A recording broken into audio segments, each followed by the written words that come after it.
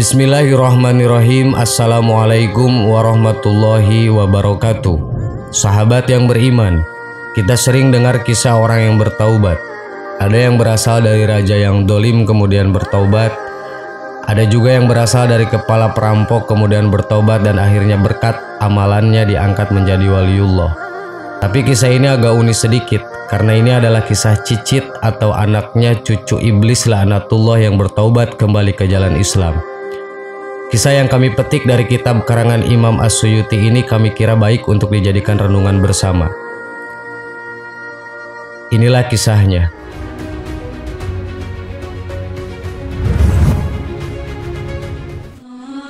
Al-Ukaili, salah seorang penghafal hadis penulis kitab Ad-Du'afa. Dalam sebuah kitab karangannya, Al-Ukaili meriwayatkan Abu Nuaim Al-Baihaqi dari Umar. Dia mengatakan ketika kami sedang duduk bersama Rasulullah di suatu tempat di Gunung Timamah, tiba-tiba muncul seorang pria tua sambil memegang tongkat. Dia kemudian mengucapkan salam kepada Rasulullah. "Siapa engkau?" tanya Nabi. "Aku Hammah bin Hayyim bin Lukais bin Iblis," jawabnya. "Engkau dan Iblis berjarak 2 tua. Berapa lama waktu yang telah engkau lalui antara 2 jarak itu?" "Usia dunia ini sudah punah kecuali tinggal sedikit saja lagi. Pada malam ketika Qabil membunuh Habil, aku masih anak-anak namun aku sudah bisa disuruh merusak makanan dan memutuskan hubungan rasial." Nabi bersabda, "Alangkah buruknya perbuatan orang tua yang dikutuk dan anak muda yang diajarnya. Janganlah sebutkan lagi hal itu karena aku sudah bertaubat kepada Allah. Aku pernah bersama Nuh di masjidnya dan beberapa orang yang beriman dari kaumnya. Aku terus-menerus mencela caranya menyampaikan dakwah kepada kaumnya sampai dia menangis dan aku juga turut menangis. Aku termasuk orang yang menyesal atas perbuatan itu dan aku berlindung kepada Allah agar tidak termasuk orang-orang jahil. Aku katakan pada Nuh, wahai Nuh, aku termasuk orang yang bersekongkol dengan pembunuhan yang dilakukan Qabil yang menumpahkan darah orang yang berbahagia dan mati syahid dari anak Adam. Apakah menurutmu taubatku masih diterima?" Nuh menjawab, "Wahai Hammah, berhasratlah terhadap kebaikan dan lakukanlah itu sebelum muncul penyesalan dan kerugian. Sesungguhnya aku telah membaca apa yang diturunkan Allah kepadaku bahwa tak seorang pun hamba pun yang bertaubat kepada Allah melainkan Allah akan menerima taubatnya. Karena itu ambillah wudhu dan bersujudlah 2 kali. Aku pun terus melaksanakan apa yang diperintahkannya kepadaku. Ketika aku sedang sujud diserukan kepadaku, angkatlah kepalamu karena taubat bagimu sudah turun dari langit. Maka aku pun selalu bersujud kepada Allah. Aku juga sempat bersama Nabi Hud dan bersama mereka yang beriman kepadanya. Aku juga mencela caranya menyampaikan dakwah sehingga ia dan aku turut menangis. Aku sering bertemu Nabi Yakub dan aku juga bertemu Yusuf di tempat orang-orang awam yang buta huruf. Aku bertemu Ilyas di lembah. Aku bertemu Musa bin Imran dan beliau mengajarkan Taurat kepadaku. Sambil berkata, jika engkau sampai bertemu Isa putra Maryam, sampaikanlah salamku kepadanya. Lalu ketika aku bertemu Isa, aku sampaikan salam Musa kepadanya. Kemudian Isa berkata kepadaku, jika engkau bertemu Muhammad, sampaikanlah salamku kepadanya. Setelah mendengar kisah tersebut, Rasulullah SAW memandang ke arah yang jauh, lalu menangis sambil bersabda, "Salam atas Isa selagi dunia masih ada. Dan salam atasmu wahai Hammah di atas amanah yang telah engkau sampaikan." Wahai Rasulullah, lakukanlah sebagaimana yang dilakukan oleh Musa bin Imran kepadaku. Beliau sudah mengajarkanku Taurat. Maka Rasulullah SAW membacakan kepadanya surat Al-Waqi'ah, Al-Mursalat, An-Naba, At-Takwir, dan Mu'awwidzah Zaitin serta Qul huwallahu ahad. Kemudian bersabda, "Sampaikan kepadaku apa keperluanmu wahai Hammah sebelum engkau meninggalkan kami." Umar berkata, lalu Rasulullah menghentikan kisahnya sehingga aku tidak tahu di manakah iblis itu sekarang. Sahabat yang beriman, semoga kita bisa memetik hikmah yang terkandung dalam kisah tadi sebagai kebaikan dan pengetahuan kita dalam Islam. Semoga bermanfaat. Amin. Wallahu a'lam. Wassalamualaikum warahmatullahi wabarakatuh.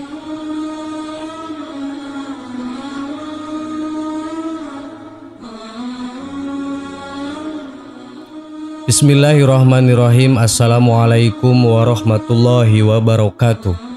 Sahabat yang beriman, Bagi sebagian orang, memiliki hewan peliharaan sangatlah mengasyikan. Kucing, kelinci, atau burung adalah hewan-hewan yang lumrah menjadi pilihan peliharaan. Namun di dalam salah satu sabdanya, Nabi Muhammad SAW memaparkan suatu cerita sekaligus menjadi pengingat bagi umatnya yang suka memelihara binatang. Cerita tersebut adalah tentang kisah seorang wanita yang diazab sebab menganiaya kucing peliharaannya. Kisah wanita ini diriwayatkan oleh Abdullah bin Umar radhiyallahu an sebagai berikut. Sungguh Rasulullah SAW telah bersabda, ada seorang wanita yang diazab karena seekor kucing. Ia mengurung kucingnya sampai mati, lalu ia masuk neraka karenanya. Ia tidak memberikan makan dan minum kucingnya, bahkan ia mengurungnya. Ia tidak meninggalkan makanannya untuknya, sehingga ia memakan apa yang keluar dari bumi. Hadis riwayat Muslim. Kisah tersebut juga diriwayatkan oleh sahabat Abu Hurairah radhiyallahu an, yang artinya, dari Rasulullah SAW beliau bersabda, seorang wanita masuk neraka karena seekor kucing. Ia memeliharanya namun tidak memberikan makan. Karena ia tidak mengirimkan makan, maka kucing itu makan dari yang keluar di bumi sampai ia mati karena kurus atau kelaparan. Hadis riwayat Muslim.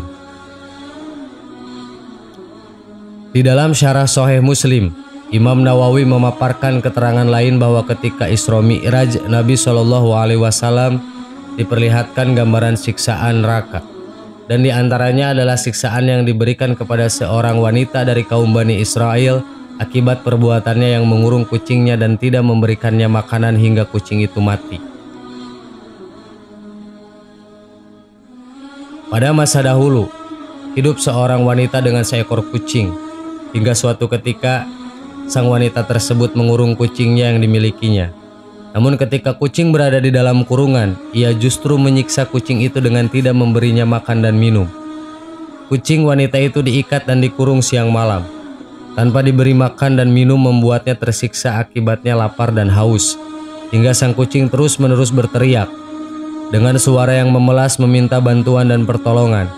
Dengan suara mengeong khas kucing, yang tentu saja para penyayang kucing akan paham bahwa kucing tersebut sedang tersiksa.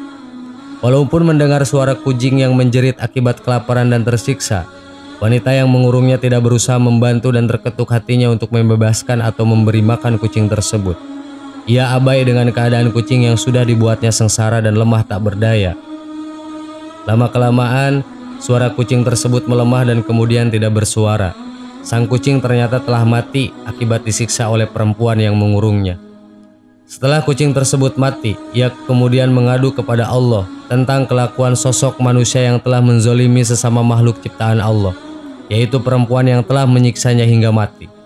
Akibat perbuatannya, wanita tersebut kemudian mendapat balasan dari Allah Subhanahu wa Ta'ala. Ketika meninggal, ia ditempatkan di neraka.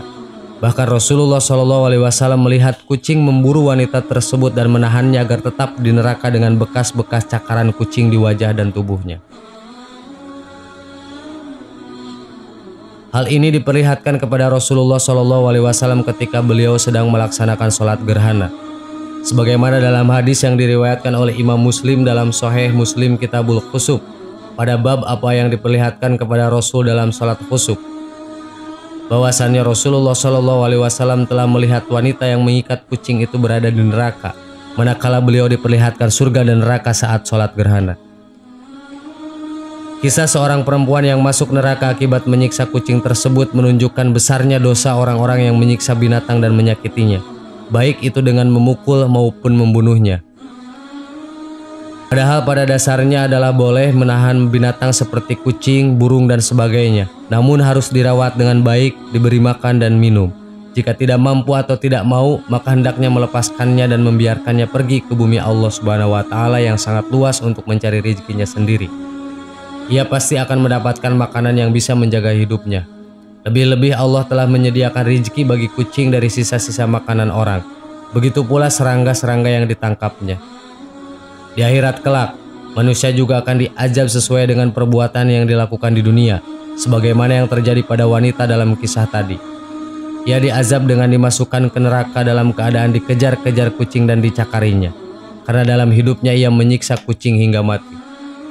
Rasulullah SAW sendiri telah menyampaikan kepada kita bahwa kita bisa meraih pahala dalam hidup, salah satunya adalah dengan berbuat baik kepada binatang. Oleh karena itu, Islam melarang menyiksa binatang. Karena di dunia ini manusia tidaklah hidup sendirian. Ada banyak makhluk ciptaan Allah yang sama-sama mencari rezeki dan kehidupan di bawah kolong langit. Sehingga sudah seharusnya seorang muslim hendaknya tidak menindas ciptaan Allah yang lainnya. Salah satunya adalah binatang seperti kucing. Karena sebagai makhluk yang bernyawa, tentu binatang memiliki perasaan dan kebutuhan mendasar. Sehingga ia juga membutuhkan kasih sayang dari makhluk lainnya, salah satunya adalah manusia. Cerita Nabi Muhammad SAW tentang kisah wanita yang menganiaya kucing mengingatkan umatnya, baik laki-laki maupun wanita, agar berhati-hati ketika memiliki peliharaan. Meskipun Nabi SAW menceritakan spesifiknya adalah kucing, namun ini juga berlaku untuk semua jenis binatang peliharaan. Jangan sampai kita menyiksanya dengan tidak memberinya makan secara rutin, sehingga ia mati kelaparan. Jangan sampai kita termasuk bagian dari wanita yang masuk neraka karena menyiksa kucingnya. Sahabat yang beriman, Islam adalah agama yang sangat menjunjung tinggi kasih sayang. Tidak hanya kepada sesama manusia saja, tetapi juga kepada seekor binatang sekalipun. Menganiaya binatang saja hukumnya berat, apalagi menganiaya sesama manusia. Allahu a'lam. Assalamualaikum warahmatullahi wabarakatuh.